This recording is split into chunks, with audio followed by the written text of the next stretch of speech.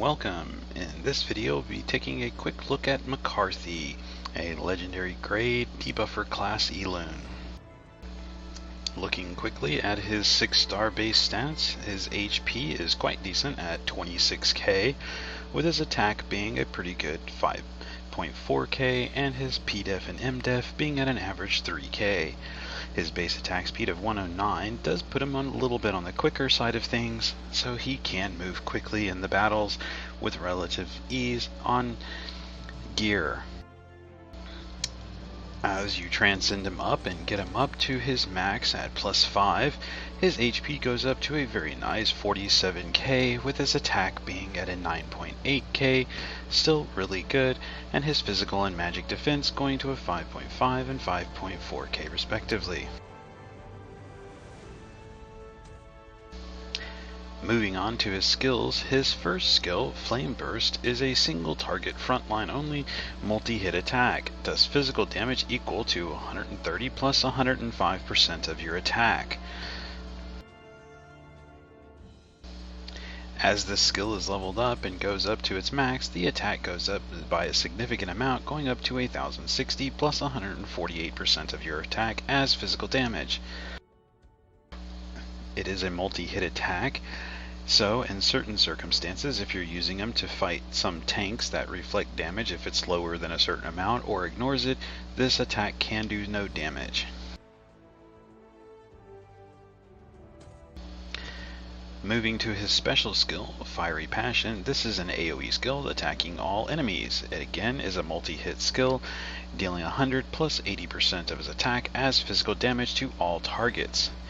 Any target afflicted by a weakening effect inflicts an additional weakening effect that increases the damage they receive by 15%, and a weaken effect that reduces damage by 15% for 2 turns.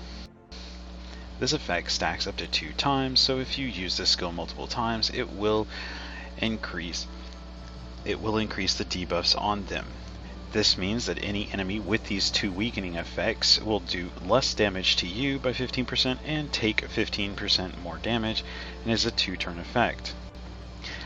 As the skill is skilled up to the max, it'll do 810 plus 112% of his attack as physical damage to all enemies. The weakening effects stay at the 15%, but now go up to a 3-turn instead of 2-turn duration. The effects still only stack up to 2 times, making this a 30% maximum effect. This can work well with other allies that reduce damage, making sure that you take less damage from the enemy if this effect is applied, while allowing you to attack and hit harder to the enemies. Looking at his ultimate skill, this skill is a multi-hit skill that hits all enemies a lot of times, 16. This deals a total damage of 170 plus 135% of his attack as physical damage. For enemies afflicted with a weakening effect, this will apply a physical effect that stuns for 2 turns. As this skill is leveled up, however, the stun effect goes to a 3-turn stun. This is an AoE, and this is a very effective way of CCing enemy teams. This skill goes up to a 1110 plus 189% physical damage. As an AoE, this is a very hard-hitting AoE. Unfortunately, it is a multi-hit AoE, meaning that on certain cases you can do very little damage to enemies, or you can have them reflect damage back to you if your damage isn't high enough. But in most cases and for most situations, this is fine, and the reflect that you'll take anyway is pretty insignificant. The only drawback to this on the stun effect is that it does require that the enemy already have a weaken effect on them. This means that pairing McCarthy with other enemy Elunes that also apply weakening effects is something that can be helpful. Some of them that would be good for pairing if you're using for PvP or even in PvE situations would be Arslan, as he applies a weakening effect before he ever takes a turn, and that is the evasion. This will mean that they have a weakening effect right away, and that this stun, if you have 6 souls, can be used right away to stun the enemy team. The same thinking is true with his special ability, as it requires a weakening effect already before it will apply any of the additional weakening effects for damage received and damage dealt. So another one that you can use that helps do this is Fahrenheit, the tank. Fahrenheit can be used again in PvP or PvE situations and applies a provoke debuff at the very beginning of the fight. As McCarthy also applies his own weakening effects, which we'll get into, these skills don't necessarily need a teammate to be able to apply them. If you're looking for stuns, you can simply use his special skill and follow it up with his ultimate skill to do the stun, as they will already have a weakening effect on them. So looking at his passives, his first passive, Toxic Bullet, inflicts struck enemies with a weakening effect that reduces the healing they receive by 50%. This is a passive and it's a 3-turn duration. This reduces the healing that any of them get, which is good so that they don't heal so much. As this is a passive, it applies to all skills, meaning that using his special skill, it will apply a weakening effect at the same time. The same thing with his ultimate skill, but you do need those weakening effects to trigger the abilities on the special and ultimate skill. His second passive, the crit rate increases by 20% after attacking a target with 50% or more HP. This means that any enemy that you hit at the very beginning has 20%. You have a 20% higher crit rate chance when you attack them, as long as they have high HP. When you do crit, it refreshes the existing weakening effects that have less than 2 turns remaining on them back to 2 turns. So anything that only had a 1-turn effect left on it would now go back up to 2 turns. As for his third passive, this is basically his way to not die in a battle, but he still dies. What happens is anytime that he's hit with a skill or anything that does damage that kills him, instead he will cleanse all of the debuffs or anything on him, and he will then gain a turn instantly. When he gets that turn, he will be able to use whatever skills you have the souls for, but the soul consumption will be reduced by 2 for all of his skills, meaning that his special and ultimate skills have a 2 soul consumption reduction on them during this. This will last for 2 turns, and you are not able to swap the turns, and it can only be activated once. Even if you revive him, it will not be activated again.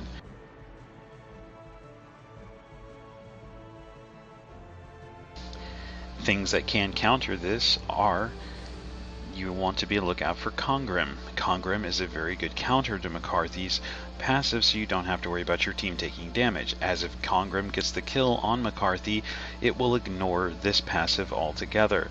So if you are fighting with him and you're fighting an enemy that has a Congrim and Congrim kills him, it doesn't have to be his instant kill either, just any killing at all, it will ignore this passive completely and kill him outright, and he does not get any additional turns. During these additional turns, however, he can be cut. Certain Elunes that have the ability to cut in between will cut them in between. For example, if you're fighting another McCarthy and he kills the other McCarthy that has this passive also, the other McCarthy will cut in between his turns and then gain their turns instead. Also, if you're attacking an enemy and you have the Artemil on your team, or the enemy has the Artemil on their team and you attack their team, the Artemil will, every time that you attack, revenge you. Now, this is meaningless, as the Artemil will constantly be revenging McCarthy, who is going to die anyway. It doesn't really matter, but it is something to pay attention to, as it does heal the enemy team every time he revenges. So it is something to keep in mind. If you're not doing a significant amount of damage, you will be healing the enemy team.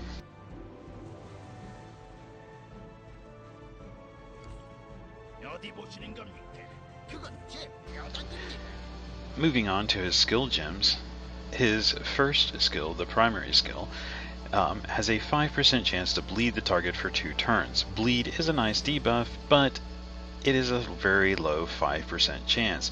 So using skill gems to apply more physical damage or give him a higher crit rate would just allow him to do more damage, as the bleed effect chance is pretty minor, so it's not something you would really need to concern yourself with.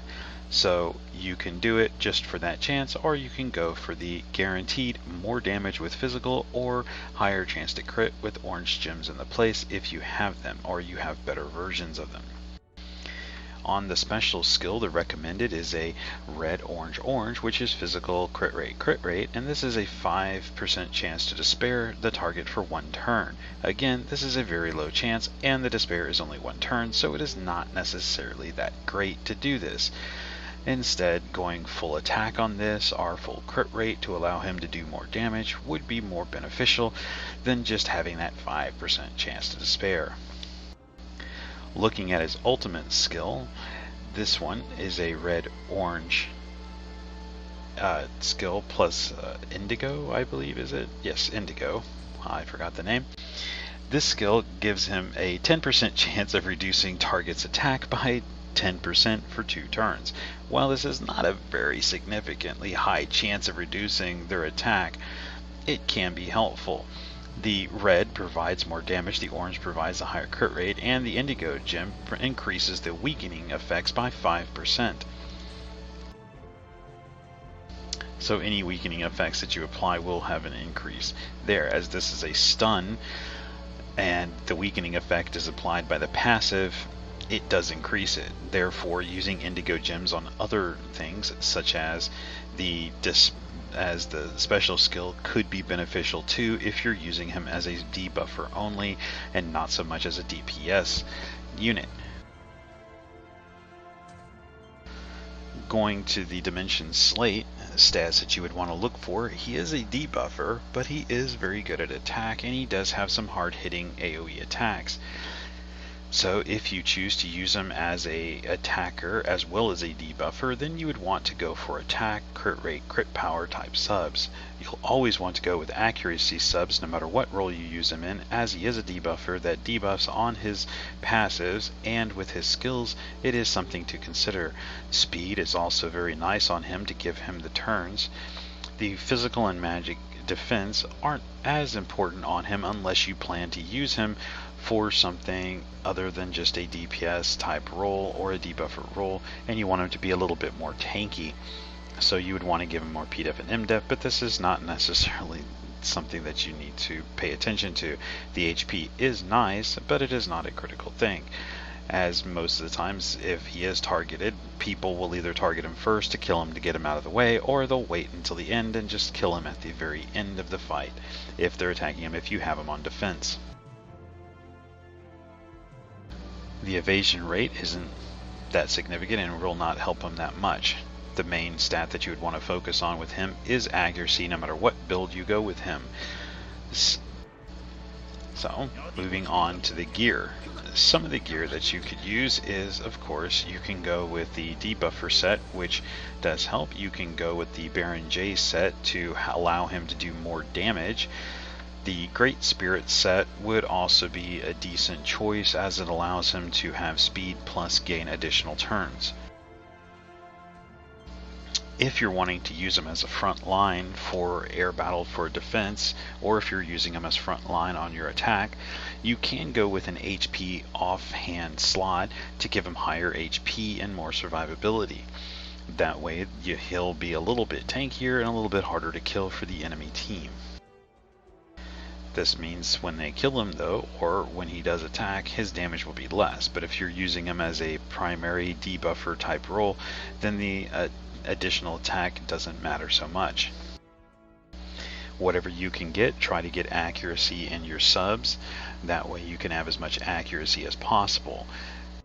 Using the Full Moon set, which gets a 25% chance to debuff the enemy, is a good solid recommendation for McCarthy, because it gives him a 25% chance to land those debuffs, which is very beneficial to him. So Full Moon set for him would be good, but again, that's only the 3-piece set, so you don't have to go with the full 6-piece. If you are using him, however, for a frontline tank, going the 6-piece set of Full Moon could also be beneficial, as it does give him a 50% chance to reflect any debuffs back to the enemy team. So if they do have to target him as a frontline tank and they do hit him and they do any type of debuffs, you can reflect those debuffs back to them, allowing you to interrupt their turn order or potentially stun paralyze them if that's what they're trying to do to you.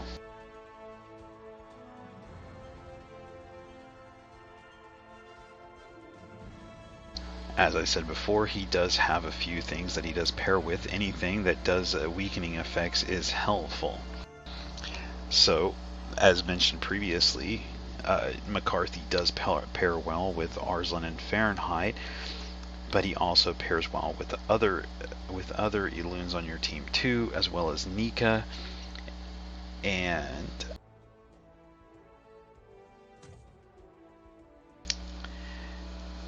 we will show if I can find my Nika. He does pair well with Nika, as Nika does offer physical weakening effects as part of her kit. She does have those weakening effects and she does the physical effects. It does allow you to do it. The other one that he does pair well with is Alvida, as Alvida also applies effects too with her skills. It is something to keep in mind, as she can help do that. So anything that applies weakening effects will help McCarthy to allow his skills, the Fiery Passion and Heaven's Outlaw effects, to apply more often. Using them such with the Nika to stun the enemies and then have him as an additional stun too is quite nice, and you can keep the enemy team CC'd for quite some time. He is worth building up through the D slate and advancing all the way and unlocking, so do make sure that you keep any dupes that you have of him.